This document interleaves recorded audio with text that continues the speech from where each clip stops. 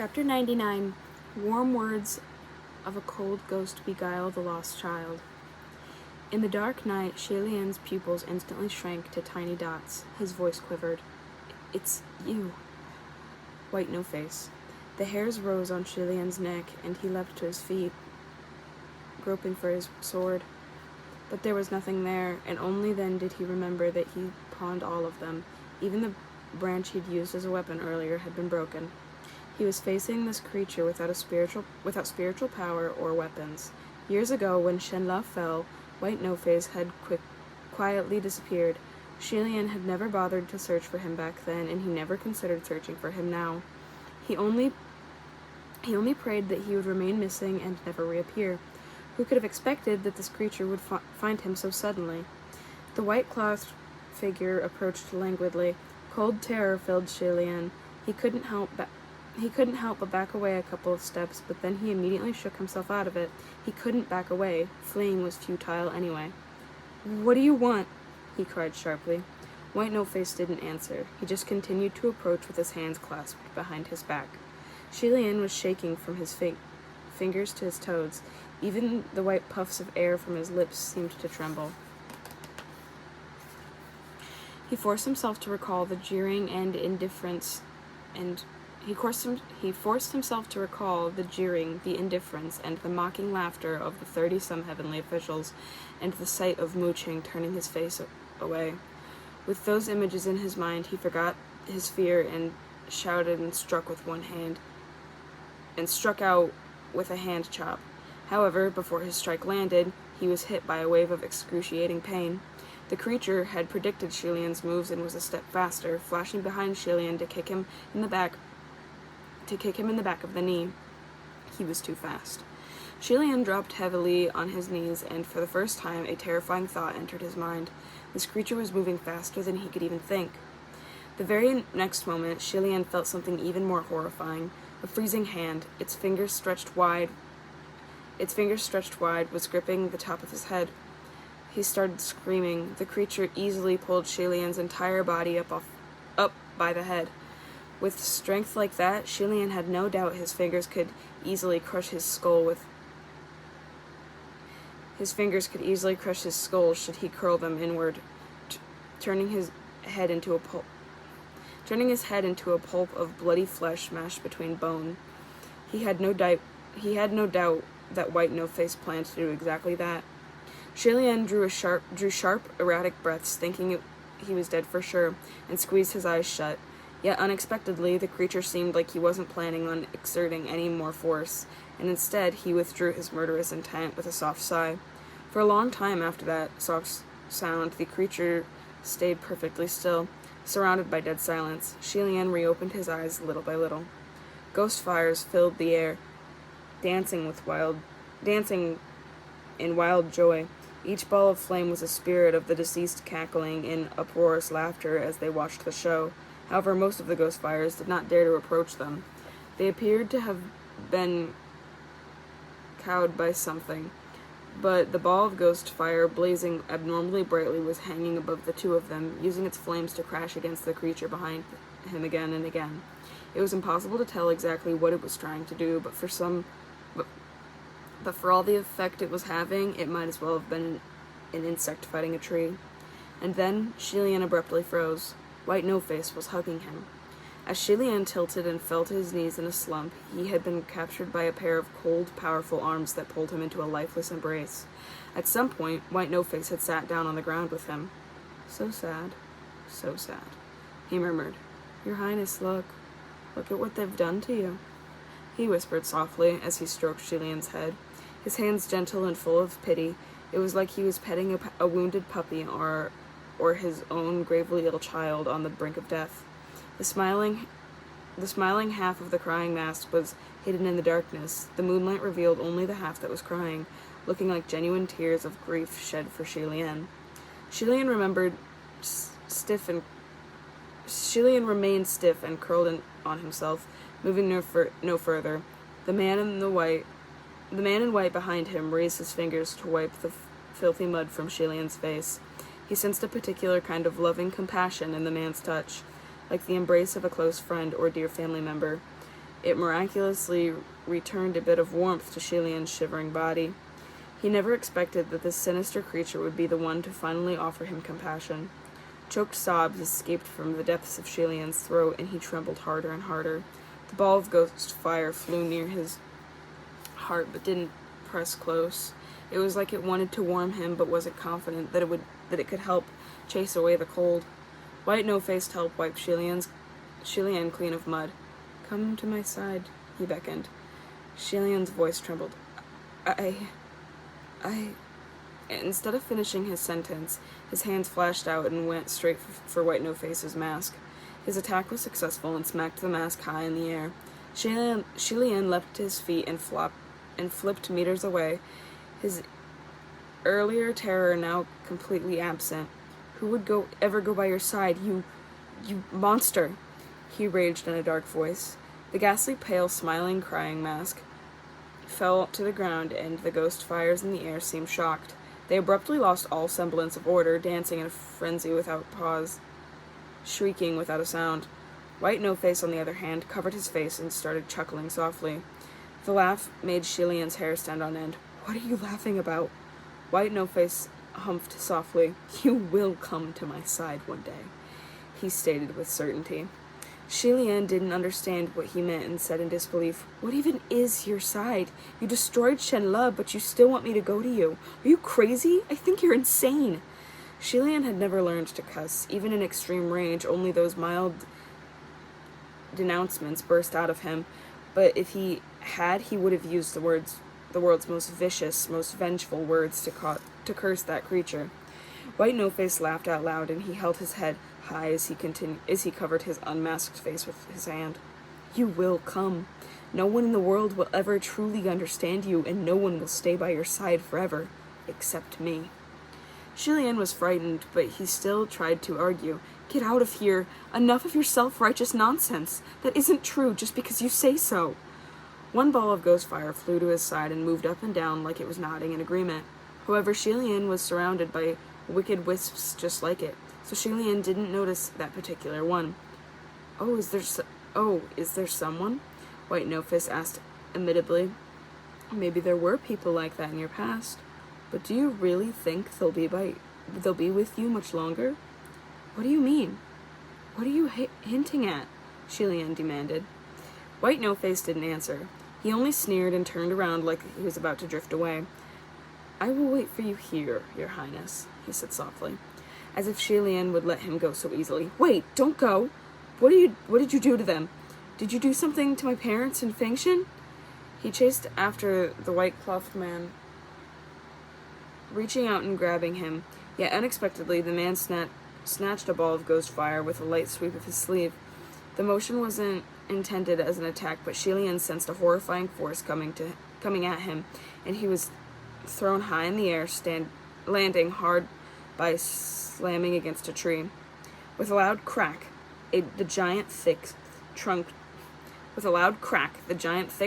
tree split and fell from the force of the collision. In the past, Shilian wouldn't have even batted an eye at crashing into a shattering. In the past, Shilian wouldn't have even batted an eye at crashing into and shattering 10 trees, but he was mortal right now, and the impact made him feel like all the bones in his body were crumbling.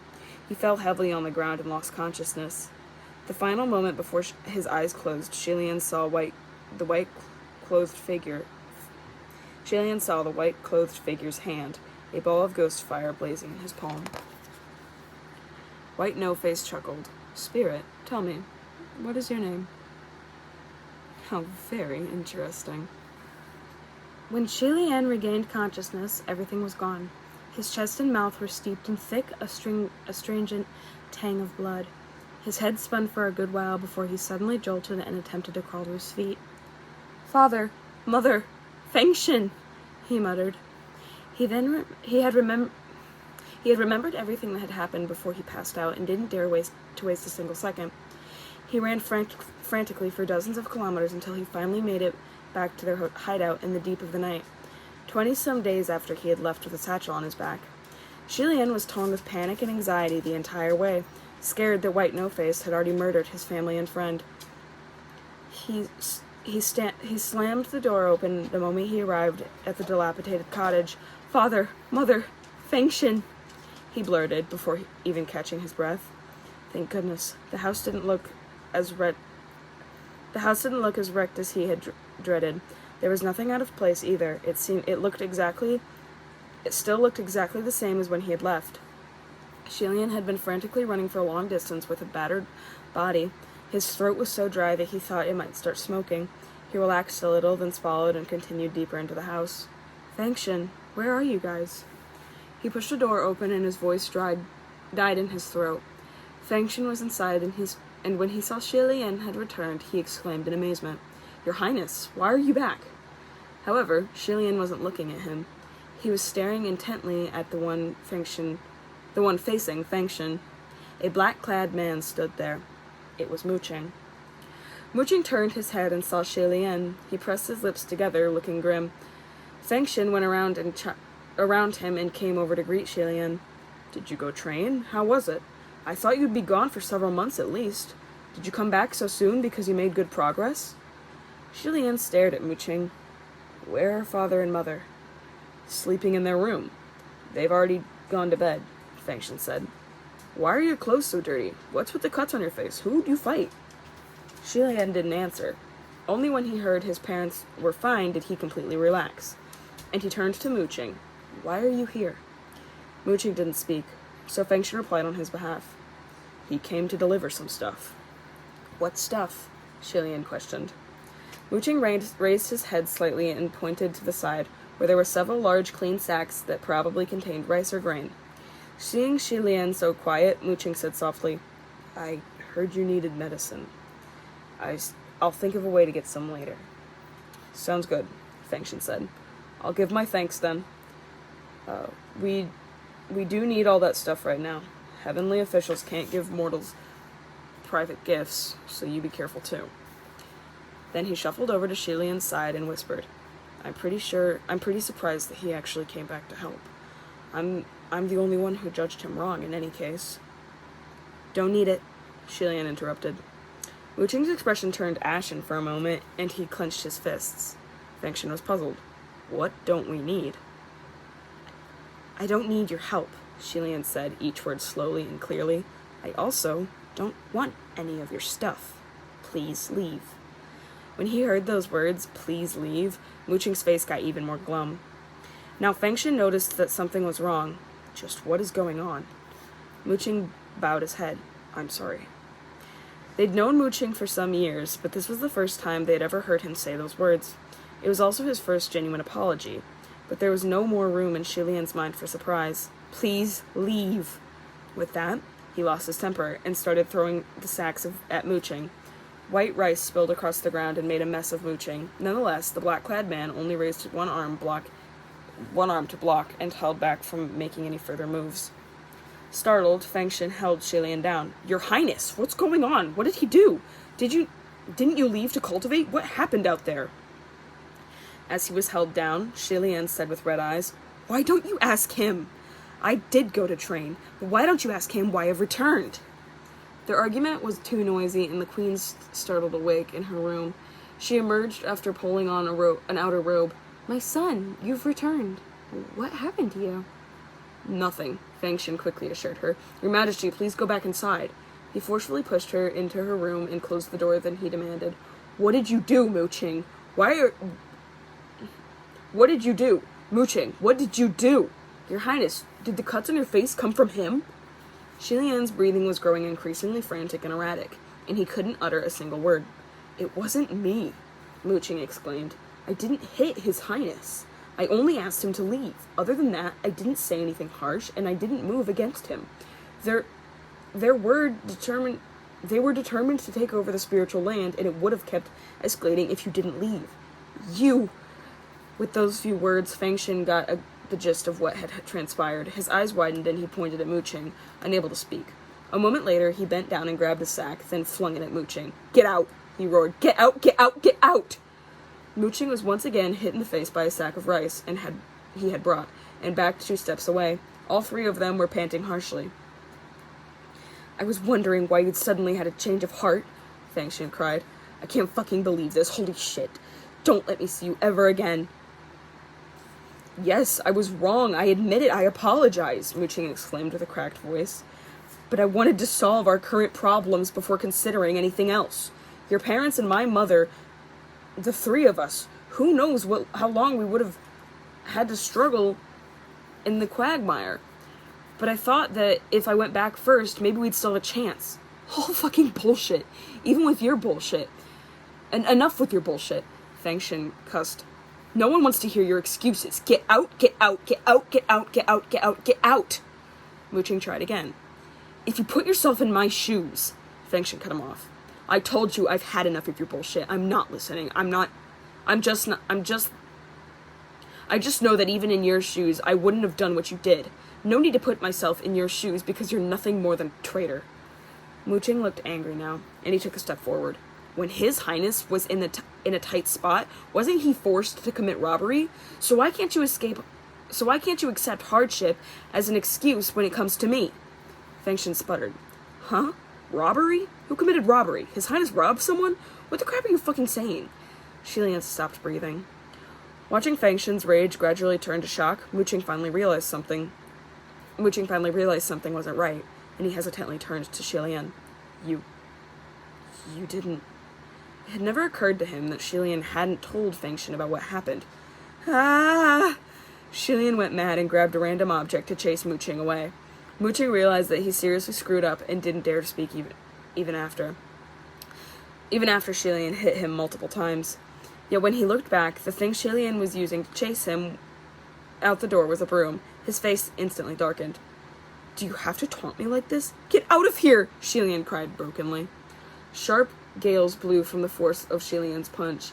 Muqing dodged the burst of the attack, but only barely, and he still received a thin, bloody cut on his cheek. He touched the wound, then looked at the blood on his hand with an unreadable expression on his face. Fine, I'm leaving. Shilian was doubled over, racked with shivers from head to toe. Muqing took a step forward and placed the rice sacks back down on the ground. I'm really leaving. Shilian's head shot up. When Muqing saw that look in Shilian's eyes, he swallowed and didn't linger any longer, leaving with a sweep of his sleeve. Only then did the thoroughly stunned Fangshan start running outside. Your Highness? He's bullshitting, right? What robbery? Shilian covered his face. Don't ask anymore, please. Fangshan, I beg you, please don't ask anymore. No, of course I don't believe it, Fangshan said. I just want to know what really happened. Shilian screamed and covered his ears, fleeing back inside the cottage and locking himself in his room. Fangshan was genuinely convinced that he would never do such a thing, but that was precisely why this was the worst-case scenario. Shilian wanted to just run away, to escape a place where no one knew him, but when he remembered what White No-Face had said, he didn't dare go too far. He could only shut himself inside his room no matter how Fangshan and the Queen called for him. He refused to emerge. It took 2 days for Shilian to feel calmer, and the next time Fangshan knocked, he silently opened the door. Fangshan stood there, holding a plate. Her Majesty made you this earlier today and wanted me to bring it to you. The thing on the plate was green and purple. It was a terrifying sight. Your Highness, if you're scared for your life, I can eat it for you, Fangshan continued. I won't tell Her Majesty. Shilian could tell that Fangshan still really wanted to prod and ask about the robbery, but he was also scared that Shilian might lock himself up again. He had forced his curiosity down and pretended not to care, like the incident had never happened, and there was nothing to question to begin with. However, he wasn't good at joking, and his failed attempt at comedy only made things even more awkward. The taste of his mother's cooking was honestly terrifying to the extreme. The more times she entered the kitchen, the more effort she put in, the more she progressed down the wrong path. Shilian had never cooked in the past either, but the meals he made now didn't taste too bad. The only explanation was natural talent. Nevertheless, Shilian took a plate and sat down at the table dutifully to eat it. He couldn't taste anything he ate anymore either way. There was one silver lining. He was sure that the king had overheard their argument a few nights prior, and Shilian had thought he was done for. But based on how things had gone over the past few days, it looked like the king and queen still weren't aware of the robbery incident. Otherwise, considering the king's temperament, he would have bawled Shilian out already.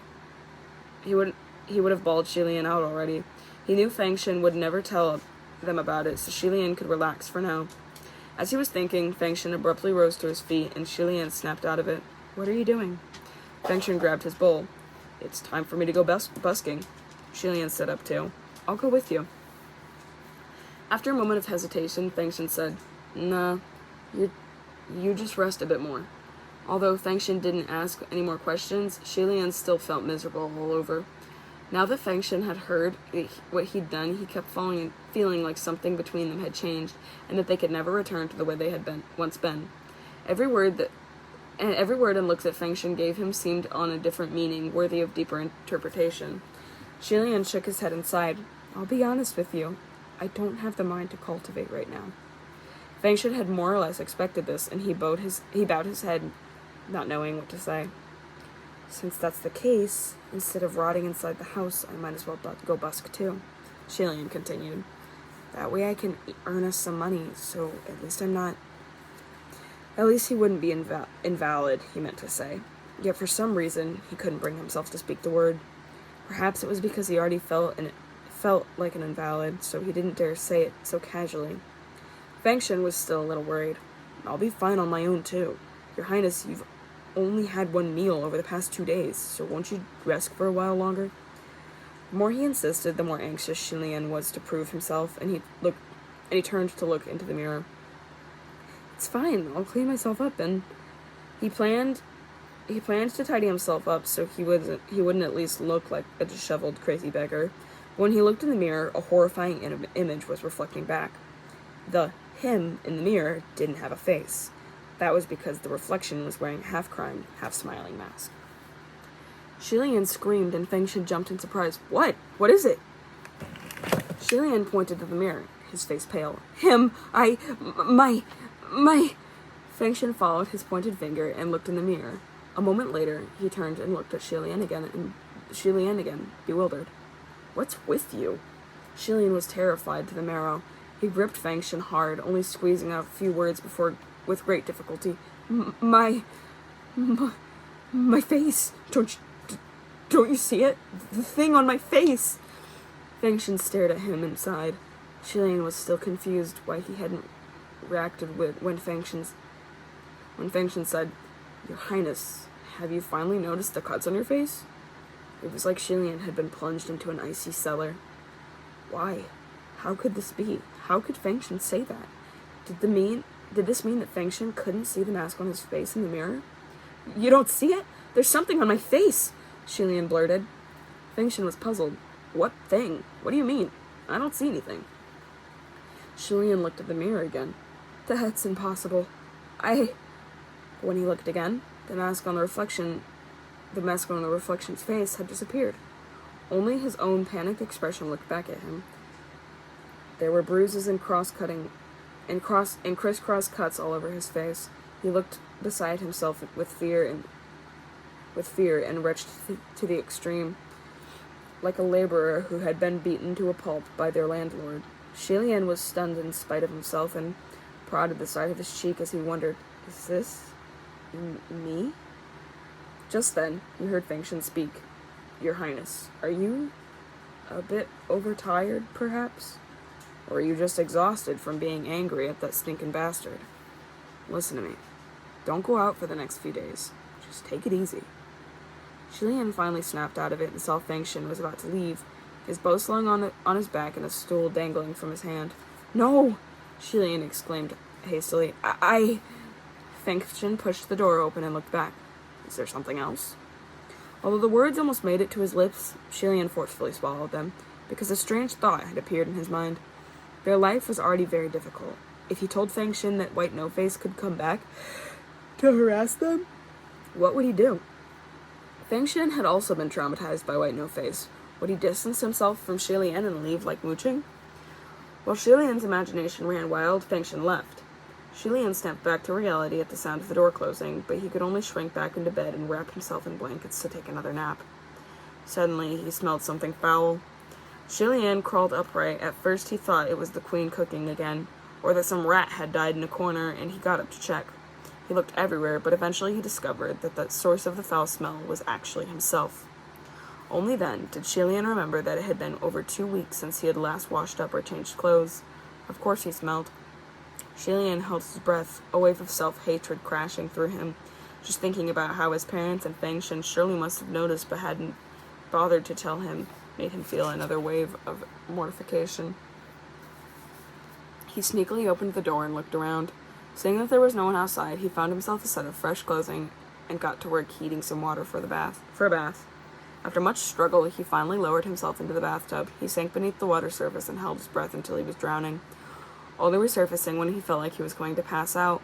Then he scrubbed his face roughly a few times. After he finished scrubbing himself down, Shilian reached out to grab for his clothes.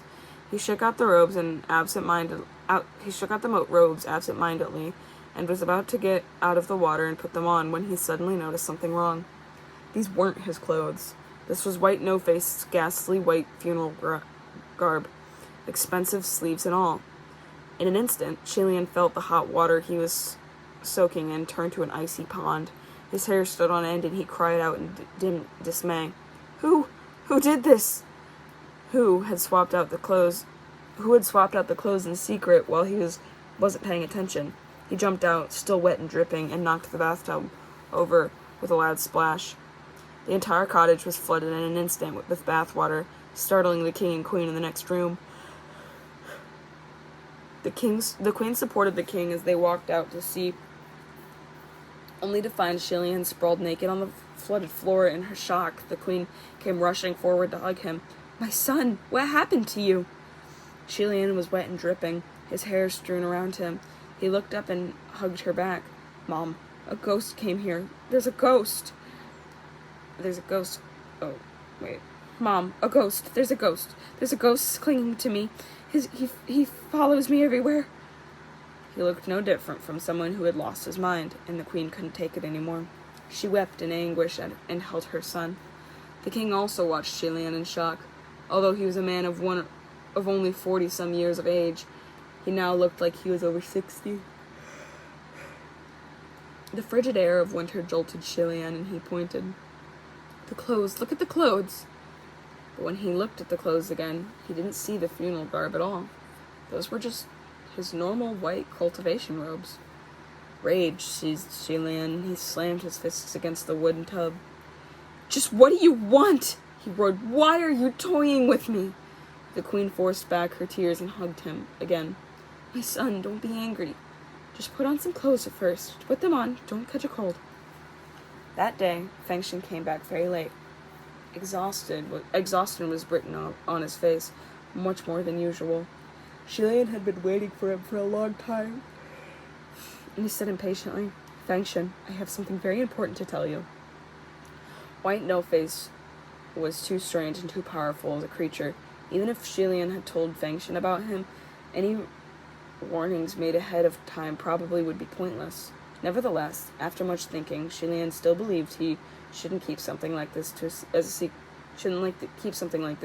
secret from Fengshen. He decided to tell him the truth. Unexpectedly, Fengshen didn't ask him what it was and only said, Oh good, I've got something I wanted to say to you too. Shilian assumed the matter with White No-Face must be the most critical and important thing, and important things are best talked of last, so he sat down at the table and asked, You go first. What is it? Fengshen hesitated for a moment, but said, Your Highness, you go first. Shilian didn't care to decline politely anymore. Fengshen, you must be extremely careful. White No-Face has returned, he said in a hushed voice. Fengshen's expression abruptly changed. White No-Face is back? Why would you say that? You saw him? Yes, Shilian exclaimed. I saw him. Fengshen complained. That's not right. Why would he let you see him? Why are you still here in one piece? Shilian buried his face in his hands. I don't know. I don't know. Not only did he not kill me, he even hugged him and patted his head like a loving elder. He beckoned him to his side. After listening to Shilian describe the strange encounters from the past few days, Fengshen's shock gradually faded away and he was replaced by confusion. What exactly does he want? It can't be anything good. He also seems to be following me everywhere, Shilian said. In any case, you just have to be careful. Help me remind Father and Mother to be careful too, but don't frighten them. All right, Fangshan said. I won't leave for the next few days. The stuff that bastard gave us should last a while. It was quite embarrassing to admit, when Mooching went away, he had left everything he'd brought them.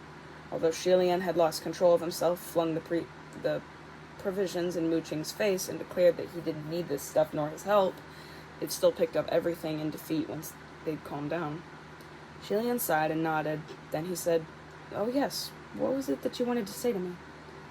Now that the subject was raised, Fangshan hesitated again. After a pause, he opened his mouth, hemming and hawing and scratching at his head as he stammered out, "Actually, it's... Your Highness, do you still have any money on you? Or something that can be pawned?" Shilian was perplexed that he'd ask such a foolish question at a time like this. "Huh? Why do you ask?" Fangshan was sweating, but he replied boldly, It's nothing, just if you happen to have some, can you lend it to me?" Shilian laughed bitterly. "Do you really think I have anything?" Fangshan sighed. "I didn't think so." After giving it some thought, Shilian asked, "Didn't I give you that golden belt?" "It's not enough," Fangshan mumbled. "Far from it." Shilian was shocked. "Fangshan, what exactly did you do? How could a golden belt not be enough to cover whatever you need? Did you beat someone up and need to pay them off? Tell me." Fangshan came back to himself and quickly said, No, don't take this to heart. I was only asking." Shilian pressed him over and over, but Fangshan still swore everything was fine. Finally, Shilian said with worry, "Well, if there's anything, you must tell me. We can think of a solution together." "Don't worry about me," Fangshan said. "There's no way a solution will just fall from the sky. Your Highness, you just focus on solving your own problems." When he mentioned that topic, Shilian's heart sank again. Just as he expected, the creature harassed him ceaselessly in the days that followed and wouldn't leave him alone. Shilian constantly spotted a crying, smiling mask or white silhouette in many unexpected places. Sometimes it'd be at the head of his bed in the deep of night. Sometimes it'd be the reflection in the mirror, in the water. Sometimes the door would swing open and abruptly, and it would be standing there, and sometimes it'd even be standing right behind Fangshan. White No Face seemed to take pleasure in scaring him, and he purposely made certain that he could only be seen by Shilian. Whenever Shilian couldn't take it anymore and pointed at him screaming, he'd disappear as soon as the others rushed to Shilian's side or looked over. Shilian spent his days in a grumpy agitation, so bitter that he wished he could catch the creature and chop him into 8 large chunks. But he couldn't even manage to step on his shadow. Inevitably, his days and nights flipped, and his heart and body were exhausted. One night, deep in the darkest hours, he jolted awake and felt irrepressibly thirsty. Recalling that he hadn't drank anything the previous day, he crawled up to get some water. However, outside the room, he heard faint voices and weak candle light. Startled, Shilian quickly hid behind the door, his heart thumping. Who could it be? The father and mother of Fangshan. Why would they sneak around like this?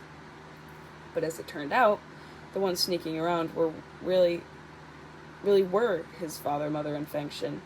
Fangshan's voice was extremely hushed. His Highness is resting now, right? The Queen also whispered her reply. He's asleep. Finally, the King said. Don't wake him up too early tomorrow. Let him sleep some more. Those words made Shilian's heart squeeze. Soon after, he heard the Queen sigh.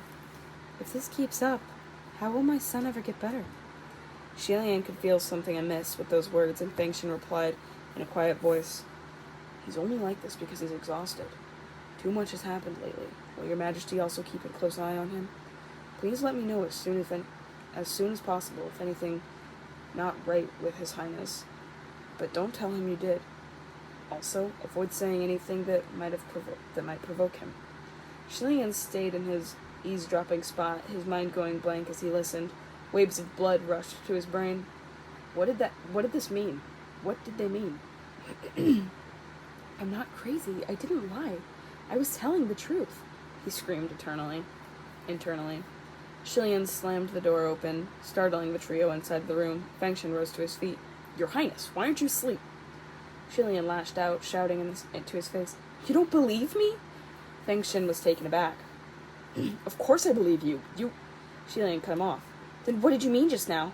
Are you saying that everything I saw was a hallucination? That I'm just delusional? The queen and king tried to intercept the argument, but Shillian stopped them. Don't speak. You two don't understand anything. No, Fengshen explained. I believe you, Your Highness, but it's also true that you've been exhausted lately. Shillian stared at him but didn't reply. There was a chilling wind blowing somewhere inside of him. He trusted that Fengshen really did believe him, at least mostly, but not completely. After all, Shillian had spent his recent days in a quiet, disturbed state of mind. If any outsider saw him, they would no doubt declare him a madman. What right did Shillian have to determine anyone wholly believed him? To demand anyone wholly believe him? But it shouldn't have been like this. Fengshen used to have absolute faith in him, without reservation. Even if he only doubted in 20%, that was still unbearable. Shillian was filled with indignation and resentment, but he couldn't tell who it was aimed at. White No-Face, Fengshen, everyone, or himself. Without a single word, he turned to leave. Fengshen chased after him out the door. Your Highness, where are you going? Shillian said with a forced calm. Don't worry about it. Don't follow me. Go back. No, where are you going? I'll go with you, Fengshen said.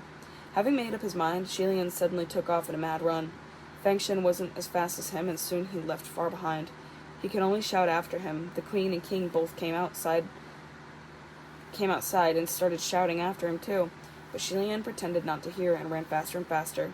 He had no choice but to go on the attack. If White No-Face wanted to kill Shillian or Fengshen or his parents, he could do it easily. Yet he wouldn't just kill and be done with it. Instead, he was playing with Shillian like a toy, making a fool of him. Shillian roared to the black of the night as he dashed. Come the hell out, you gutter monster! Get the hell over here!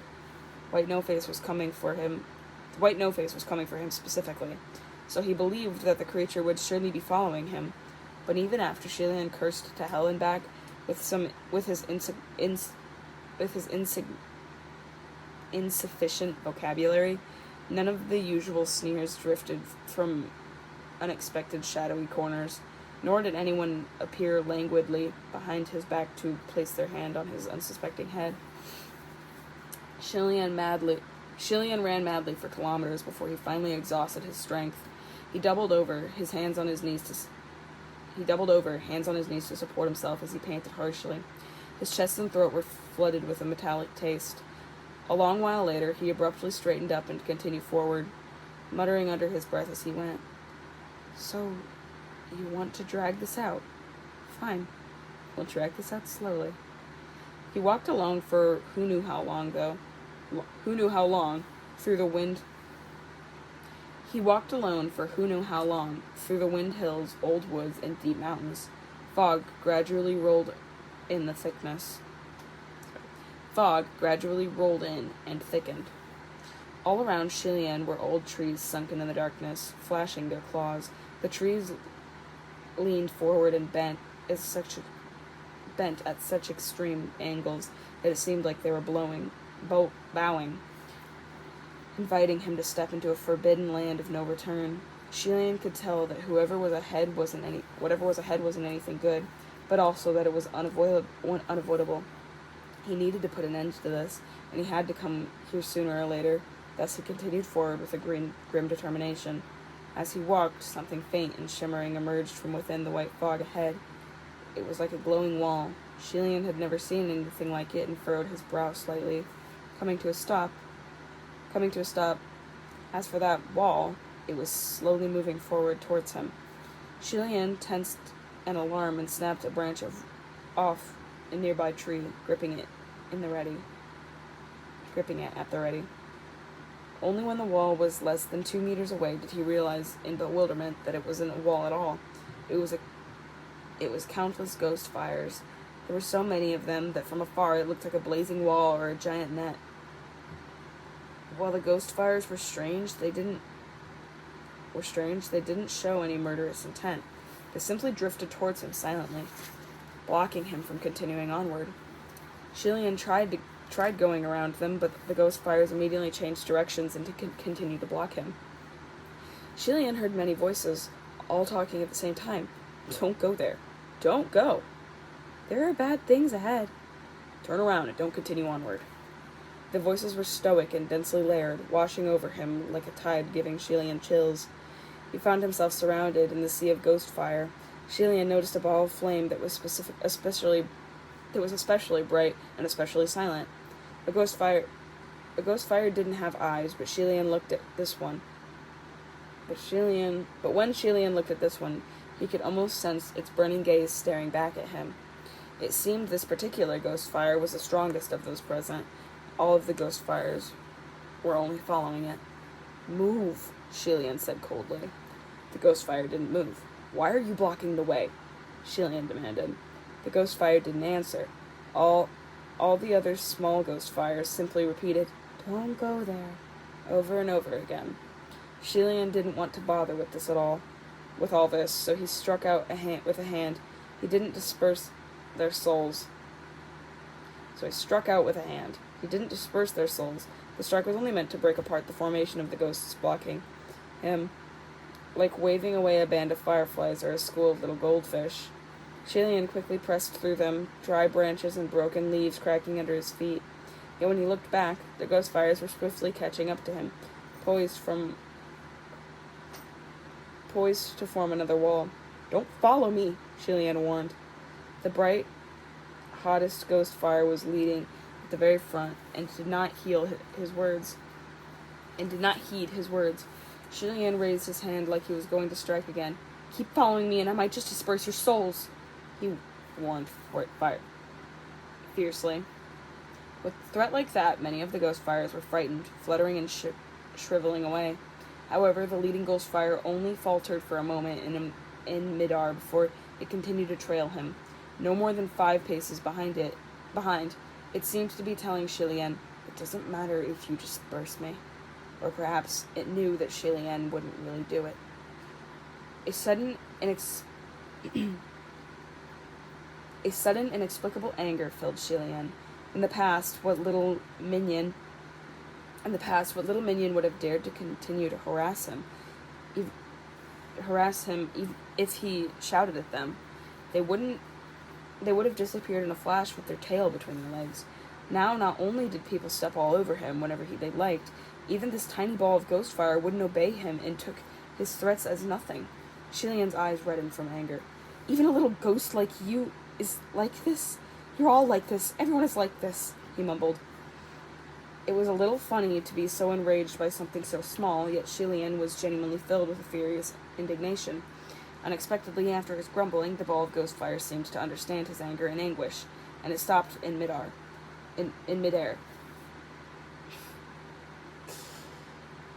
No longer trailing him, it slowly led the hundreds of little ghost fires away, and they disappeared into the night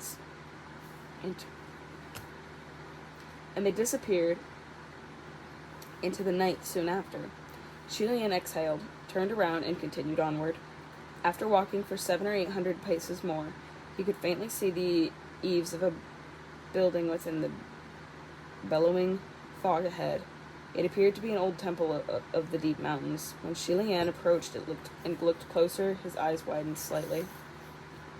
It was a temple of the Crown Prince. It was a broken-down temple of the Crown Prince, of course. It had already been pillaged and wrecked by mobs, and the establishment plaque had fallen to the ground, broken in half. Shilian paused in front of the temple's entrance for a moment, then he stepped over the sundered establishment plaque and went inside. The divine statue within the great hall had long since vanished. Perhaps it had been smashed or burnt or thrown into the sea. The altar was empty and desolate, and only the scorched base of the statue remained. On either side, the words, "Body in Abyss, Heart in Paradise," had been slashed some 30 times. like a lovely woman whose face had been scarred by knives. It was no longer a beautiful sight, only chilling and hideous. Shilian kept his composure and sat on the ground inside the great hall, waiting for White No-Face to appear. After an incense time, a figure really did emerge from the bellowing fog outside the temple. However, it didn't look right. The figure had none of White No-Face's habitual ease, and its hurried steps were very unlike White No-Face's silent, creeping. The one approaching mustn't be him, nor anyone Shilian knew. But then, who could it be? Shilian was on high alert, but he only got a clear look when the person finally rushed into the temple of the Crown Prince. Unfortunately, this person didn't match any of his guesses. No matter how Shilian studied him, he was only a human passerby, nothing suspicious or notable about him. However, Shilian still didn't relax his guard. Who knew if this was one of White No-Face's disguises? As could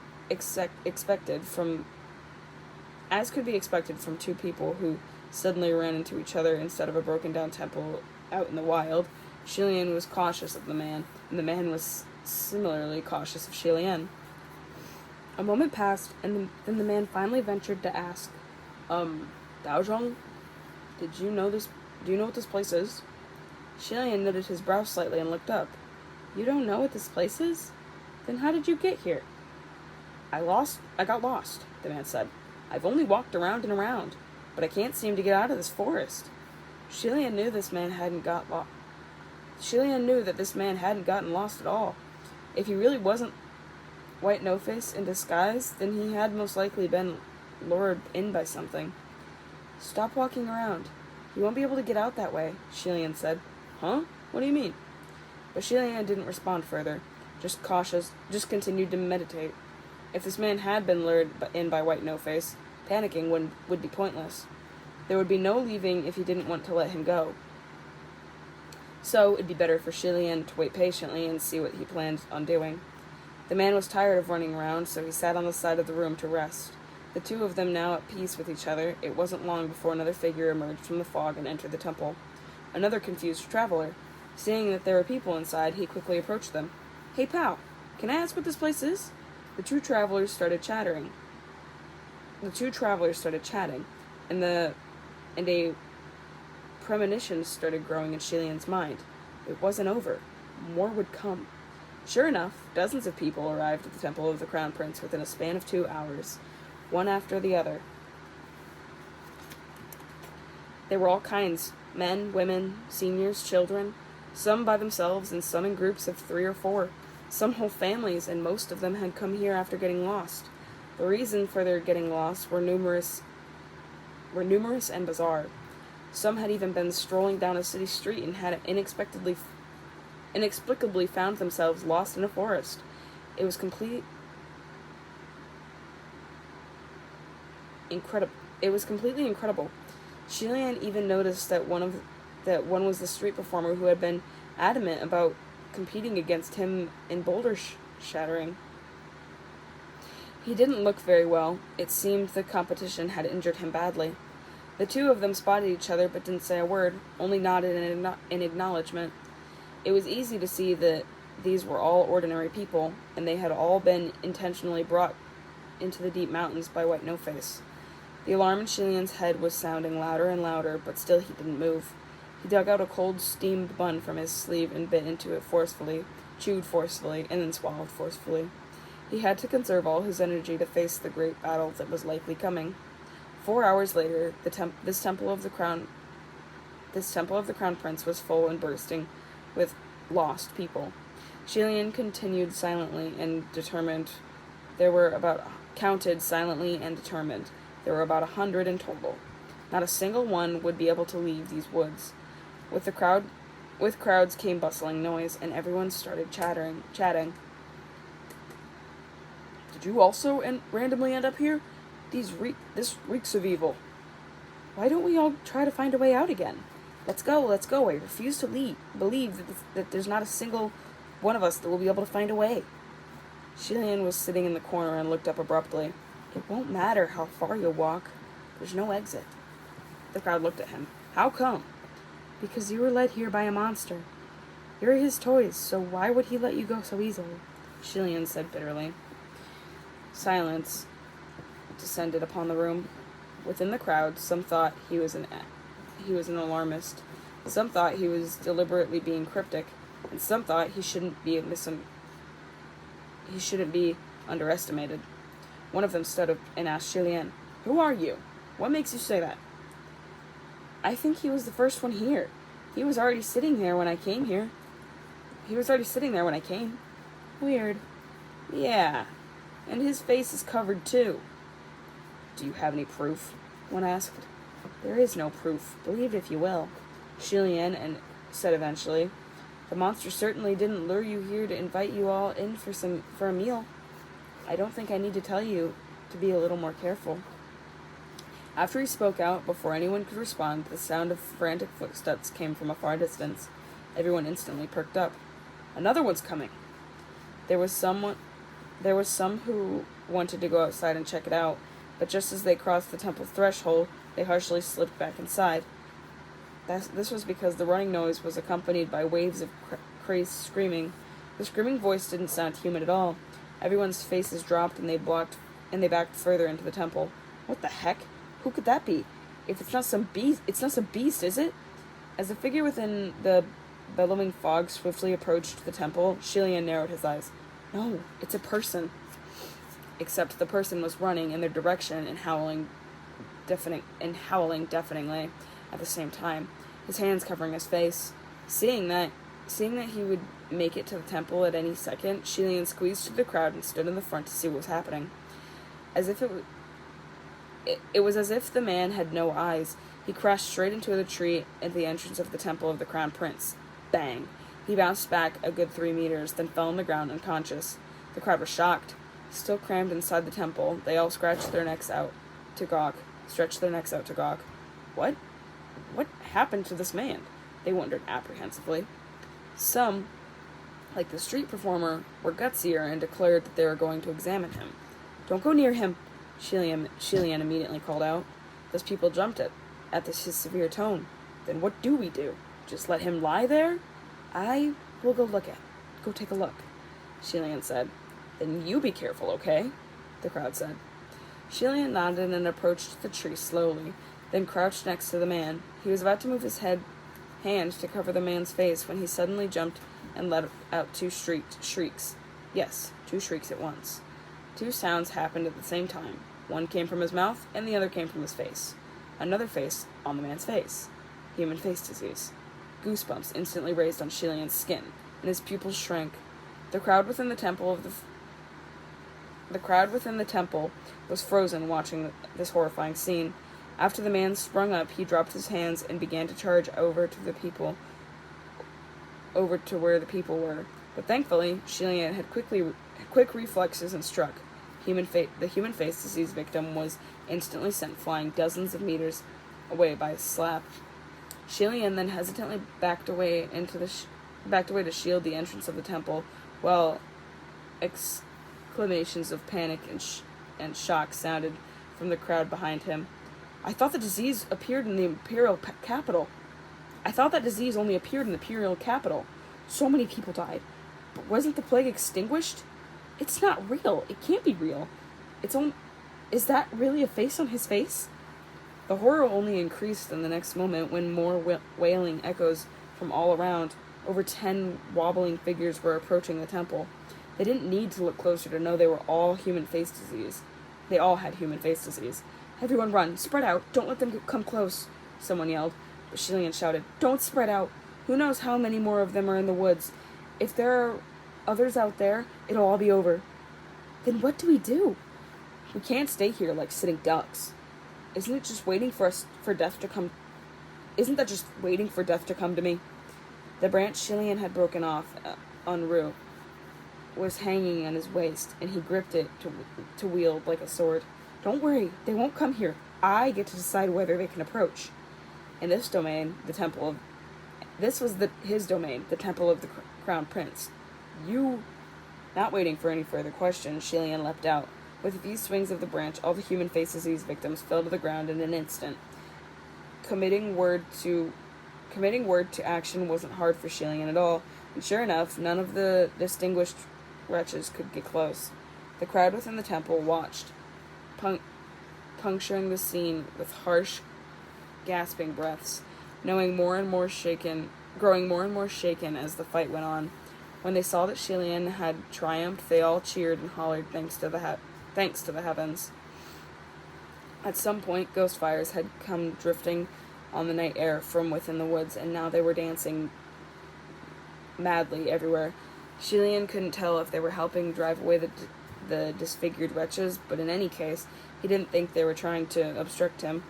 After making a sweep of the area, Shelian tried to sheath his sword out of habit, only after his hand came up empty when, grasping for his scabbard, did he remember that he was not wielding a sword, but a tree branch.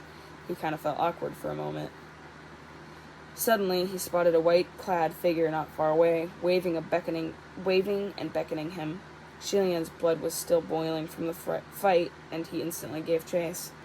"Don't even think about escaping." The band of ghost fires zoomed over and followed his chase like they were lighting his way. Naturally, White No-Face wasn't trying to escape. He strolled at an easy pace, his steps languid, but he always remained 7 or 8 paces ahead. Shelian pursued him for a few steps before he realized something and immediately turned back. Noticing that he wasn't chasing anymore, White No-Face stopped. "Why are you following me?" Shelian looked back. "You just want to lead me away so you can spread another wave of human face disease. Why would I follow you and let you have your way?" "No, you're mistaken. My objective isn't to lead you away. My objective is you."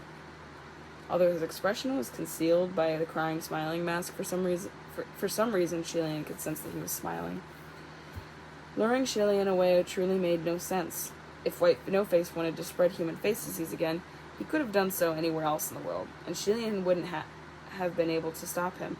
So why was he doing it in these deep mountains? Shelian stopped. "And what exactly do you want?" He had asked the same question countless times, and was starting to lose his patience.